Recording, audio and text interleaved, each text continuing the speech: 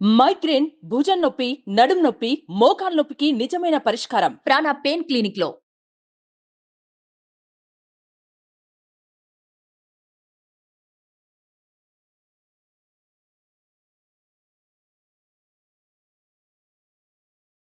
So 6వ రాశి కన్యారాశి వారికి 2025లో ఆదాయం 14, వ్యయం 2, రాజపూజ్యం 6, అవమానం 6. వీరికి చాలా అనుకూలంగా ఉండబోతోంది. ఆరోగ్య లాభము, ధనలాభము, బంధుమిత్ర లాభము, నూతన గృహలాభము లేదా భూలాభము, అన్ని రంగాల వారికి జీవనం చాలా బాగుంటుంది. న్యాయవాద వృత్తిలో ఉండేవారికి, ప్రభుత్వ ఉద్యోగంలో ఉండేవారికి ప్రమోషన్ లాంటివి కనిపిస్తున్నాయి. విద్యార్థులకు విదేశీ యానము, విదేశాల్లో చదువుకునే విద్యార్థులకు ఉద్యోగ అవకాశాలు గోచరిస్తూ ఉన్నాయి. మరీ ముఖ్యంగా వ్యాపారస్తులకు విశేషించి లాభదాయకంగా ఉండబోతోంది. అలాగే పెళ్లి కానటువంటి అమ్మాయిలకు ఈ సంవత్సరం ఖచ్చితంగా వివాహ యోగ సూచనలు గోచరిస్తూ ఉన్నాయి. అలాగే సంతానం లేని వారికి సంతాన యోగం, ఉద్యోగ యోగం కనిపిస్తూ ఉంది. ఈ సంవత్సరం గోచరిస్తూ ఉన్నాయి. ఎలా తీసుకున్నా ఈ సంవత్సరం కన్యారాశి జాతకులకు పూర్తి స్థాయిలో అన్ని రంగాల వారికి అనుకూలమైన ఫలితాలు ఉండబోతున్నాయి. అన్ని రంగాలలో ఉండే వారికి మరియు ముఖ్యంగా రైతులు, వ్యాపారస్తులు, ఉద్యోగస్తులు, విద్యార్థులు, స్త్రీలు అందరికీ కూడా ఈ సంవత్సరం అనుకూలమైనటువంటి ఫలితాలు కన్యారాశి జాతకులకు ఉండబోతున్నాయి. వీరికి ఎటువంటి దోష నివారణలు అవసరం లేదు. మనకు వచ్చేది 2025 ఆంగ్ల సంవత్సరాది. ఓకే, అంటే కొంతమంది విమర్శించారు 24 కదా, 24, 25 అదే 25 ఆంగ్ల సంవత్సరాది. అంటే మనం ఇంగ్లీష్ క్యాలెండర్ అంటే 25లో వచ్చేది 25 ఆంగ్ల 25 కదా. జనవరి 1 25. జనరల్ గా మనము అంటే మరి మీరు ఉగాది నుండి ఎందుకు చెప్పట్లేదు అంటే చాలా మంది ఉగాది వరకు కూడా ఆగట్లేదు, జనవరి 1 కూడా ఆగట్లేదు, డిసెంబర్ నుండి నవంబర్ నుండి అడుగుతా ఉన్నారు అందరూ. ఇప్పుడు క్లయింటెల్ నన్ను అడిగేవాళ్ళు ఏంటంటే గురూజీ ఇప్పుడే చెప్పేసేయండి మాకు, మేము జాగ్రత్తలు తీసుకుంటామని చెప్పి అడుగుతా ఉన్నారు. సో అందుకనే 2025 సంవత్సరం ఆంగ్ల సంవత్సరాది అంటే జనవరి 1 నుండి ఎలా ఉండబోతుంది అనేది మనం ఒకసారి చూసుకుంటే, అన్నిటికంటే ముఖ్యంగా ఈ వచ్చేటువంటి సంవత్సరం పేరు శ్రీ విశ్వావసునామ సంవత్సరము. సో రాబోయేటువంటి ఎందుకు గురుగారు పేరు 60 సంవత్సరాల్లో ప్రతి సంవత్సరం ఒక్కొక్క పేరు వస్తుంటది. పేరుతో ఏం స్పెషాలిటీ లేదు. క్రోధినామ సంవత్సరం అంటే నెగిటివ్ అట్లా ఏం లేదు. సంవత్సరాల్లో దీని పేరు విశ్వావసునామ సంవత్సరం. సో ఈ సంవత్సరానికి అధిపతి రాజు కాబట్టి, రవి కాబట్టి రాజు. సో రవి మనకు కమాండ్ చేస్తూ ఉన్నాడు కాబట్టి ఈ సంవత్సరం అతి ముఖ్యమైన విషయం ఏంటంటే రాజకీయంగా దేశవ్యాప్తంగా, రాష్ట్రాల వ్యాప్తంగా పెను సంచలనాలు నమోదవ్వడము ఈ సంవత్సరం 2025 సంవత్సరం లక్షణాలు. ఎందుకంటే రాజుల మధ్యన, రాష్ట్రాల మధ్యన గొడవలు, మరీ ముఖ్యంగా కొంతమంది ప్రముఖ రాజకీయ నాయకులకు మృత్యుగండము, అలాగే అన్ని రంగాలలోకి సెలబ్రిటీలు, సినిమా ఇండస్ట్రీ, రాజకీయము, బిజినెస్, ఎనీ ఇండస్ట్రీ, యువకులు, మరి ముఖ్యంగా మగవాళ్ళు, యువకులు 40 సంవత్సరాల వయసులోపు ఉండే వాళ్లకు కార్డియాక్ అరెస్ట్లు అనేటివి ఈ సంవత్సరం అతి ముఖ్యమైన విషయం. ఎందుకంటే ఆల్రెడీ మనం చూస్తున్నాం ఇప్పటికే, కానీ వాటి తీవ్రత పెరిగే అవకాశం ఉంది. కారణం ఏంటంటే రవి కమాండ్ చేస్తూ ఉన్నాడు కాబట్టి. రవి అంటే చర్మము, హార్ట్, కళ్ళు, ఎముకలు. సో కరోనా లాంటి అంత పెద్దది కాకపోయినా ఒక సమస్య, ఒక వైరస్ మళ్ళీ ప్రపంచాన్ని బాధించే అవకాశం ఉంది. అది మరీ ముఖ్యంగా చర్మం మీద దాడి చేసే అవకాశం ఉంది. అంటే చర్మానికి సంబంధించినటువంటి ఒక సమస్యల బారిన పడి ఈ సంవత్సరము జనాలు వైరస్ బారిన పడే అవకాశం ఉంది మరీ ముఖ్యంగా. అలాగే ఇప్పుడు 50 ఇంచుమించు 40 సంవత్సరాల లోపు యువకులకు కార్డియాక్ అరెస్ట్ అనేటువంటివి జరిగే అవకాశాలు కనిపిస్తూ ఉన్నాయి. అలాగే ఈ సంవత్సరం గుండెపోటు వల్ల మరణాల సంఖ్య చాలా ఎక్కువ. ఇదంతా 2025 జనవరి నుంచి ఎగ్జాక్ట్లీ. అలాగే ఈ సంవత్సరము ఎండల తీవ్రత చాలా ఎక్కువ, విపరీతమైనటువంటి ఎండలు ఉండే అవకాశం ఉంది. అలాగే ఈ సంవత్సరాలు ప్రపంచవ్యాప్తంగా అగ్నిపర్వతాల పేలుడు అనేటువంటిది ఈ సంవత్సరం గమనించాల్సినటువంటి విషయం. అలాగే ఈ సంవత్సరం మంచు పర్వతాలు కరగడం వల్ల వాతావరణంలో మార్పులు గమనించాల్సి ఉంటుంది ఈ సంవత్సరం. అలాగే అమెరికా దేశానికి విపరీతమైనటువంటి గాలి తుఫానులు, వరదలు ఈ సంవత్సరం కనిపిస్తూ ఉన్నాయి. అలాగే 1-2 దేశాల మధ్యన యుద్ధ వాతావరణం ఖచ్చితంగా ఉండి తీరుతుంది, లేదా యుద్ధం జరుగుతున్నాయి కదా, అది ఇంకా పెరుగుతుంది. ఇప్పుడు ఉన్నదానికంటే తీవ్రత పెరుగుతుంది అనేది. అలాగే మనకు 2025 సంవత్సరంలో సెప్టెంబర్ 7వ తేదీ 2025 సంవత్సరం ఆదివారం రాహుగ్రస్త సంపూర్ణ చంద్రగ్రహణం ఏర్పడుతుంది. ఇది కుంభరాశికి వ్యతిరేకమైన ఫలితాలు ఇస్తుంది.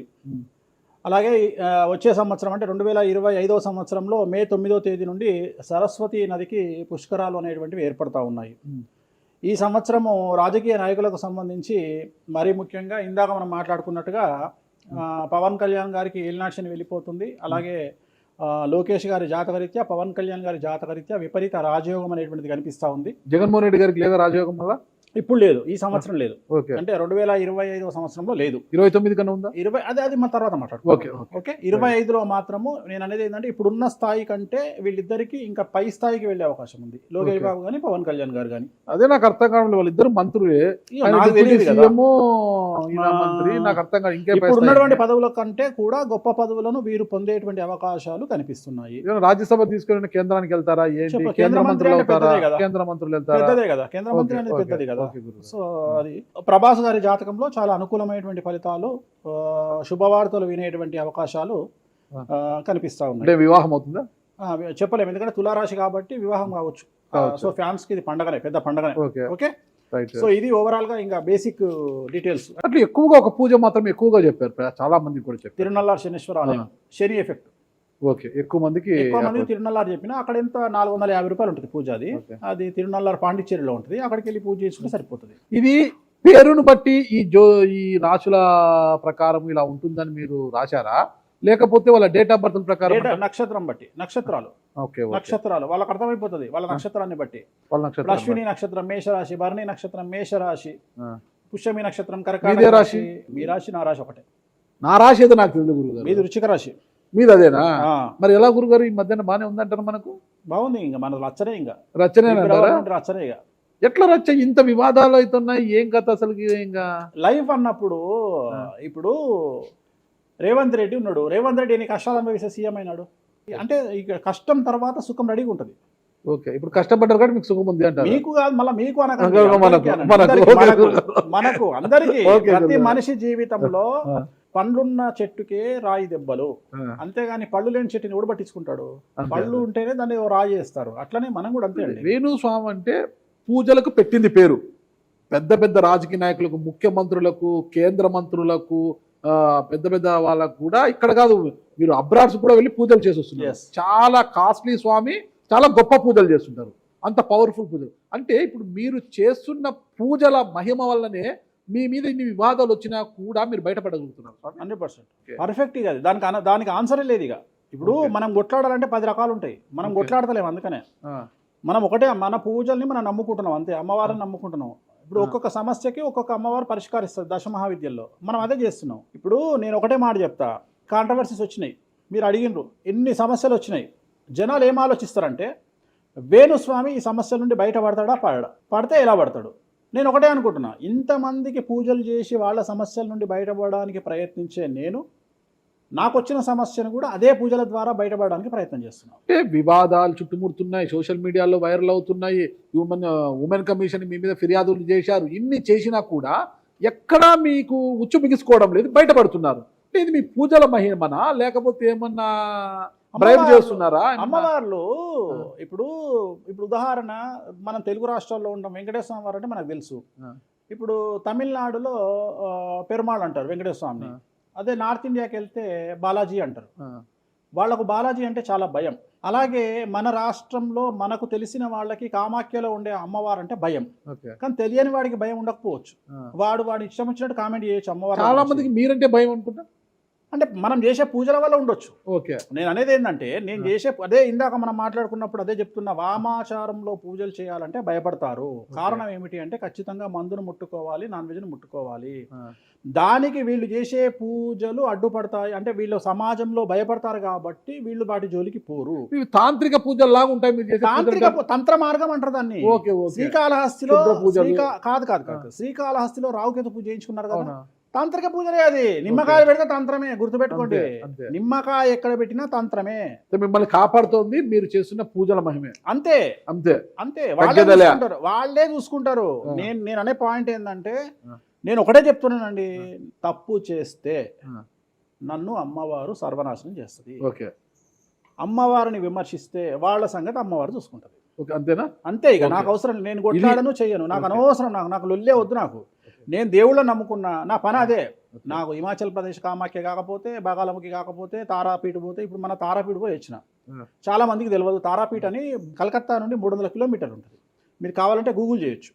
తారాపీఠ అని అమ్మవారు అండి. ప్రతిరోజు శ్మశానంలో ఉంటుంది అమ్మవారు, ఒరిజినల్ శ్మశానంలో ఉంటుంది. ప్రతిరోజు అమ్మవారికి ప్రసాదం అంటే డెడ్ బాడీ దహనం అయినాకనే అమ్మవారికి నైవేద్యం పెడతారు. అంత పెద్ద ప్రసిద్ధమైనటువంటి దేవాలయం. అమ్మవారు శివుడికి పాలిస్తూ ఉంటుంది. తారాపీఠ అంటారు దాన్ని. శ్మశానంలో ఉంటుంది. ఆమె జనరల్గా ఎవరైనా సరే ఎందుకు పూజ చేస్తారామనంటే, జీవితంలో మనం వెళ్తూ ఉన్న సందర్భంలో సడన్గా స్టక్ అయినామనుకోండి, బౌన్స్ బ్యాక్ అవ్వడానికి పనిచేస్తుంది. అంటే ఉదాహరణ, ఒక ముఖ్యమంత్రి స్థాయి వ్యక్తి ఓడిపోయినప్పుడు, ఒక మంత్రి పోయినప్పుడు, ఒక ఐఏఎస్ సడన్గా తన జాబ్లో డిస్టర్బెన్స్ వచ్చినప్పుడు, ఐపీఎస్ డిస్టర్బెన్స్ వచ్చినప్పుడు ఈ పూజ కనుక అమ్మవారిని దర్శించుకుంటే ఒక్కసారి మళ్ళీ వాళ్ళు బౌన్స్ బ్యాక్ అవుతారు. అంటే బిగ్ బ్యాంగ్ థియరీ అనేది అక్కడ పనిచేస్తుంది. మనం మళ్ళీ ఒకసారి బౌన్స్ బ్యాక్ అయ్యి ముందుకు దూకడానికి అమ్మవారు పనిచేస్తుంది. నేను సజెస్ట్ చేస్తుంటాను చాలామందికి, వ్యాపారంలో స్టక్ అయినప్పుడు, లేకపోతే ఉద్యోగంలో స్టక్ అయినప్పుడు, అట్లా స్టక్ అయినప్పుడు అయితే మీ తారాపీఠ వెళ్ళి దర్శనం చేయించుకోండి. అక్కడ దర్శనమే, పూజలు ఉండవు, జస్ట్ దర్శనమే. అమ్మవారికి పోయి దండం పెట్టుకొని వస్తే చాలు, ఒక్కసారి మళ్ళీ వాళ్ళు బౌన్స్ బ్యాక్ అవుతారు. ఒక పాయింట్కి నాకు ఆన్సర్ చెప్పి ముగించేసా, చాలా కాలాతీతమైంది. చివరికి ఇరికిస్తున్నారా ఇది? లేదు ఏం లేదు. ఇప్పుడు ఏపీలో అంటే గత ప్రభుత్వ హయాంలో, వైసీపీ హయాంలో వీళ్ళ మీద కేసులు పెట్టారు. ఇప్పుడు వీళ్ళ అధికారం వీళ్ళ మీద కేసులు పెడుతున్నారు కదా. ఈ కేసుల పరంపర ఇలా కొనసాగి జగన్మోహన్ రెడ్డి గారు జైలుకి వెళ్ళే అవకాశం ఉంది. వచ్చే సంవత్సరం మే 9వ తేదీ వరకు అవకాశం ఉంది, దాటితే లేదు. ఇది ఓవరాల్గా వేణుస్వామి గారు ఇచ్చారు. మీకు ఏదైనా అనుమానాలు ఉన్నా డైరెక్ట్గా వేణుస్వామి గారికి ఫోన్ చేయండి, మీ అనుమానాలను నివృత్తి చేసుకోండి. థ్యాంక్ యూ గురుగారు, నమస్తే. ఓకే, ఓం నమో వెంకటేశాయ.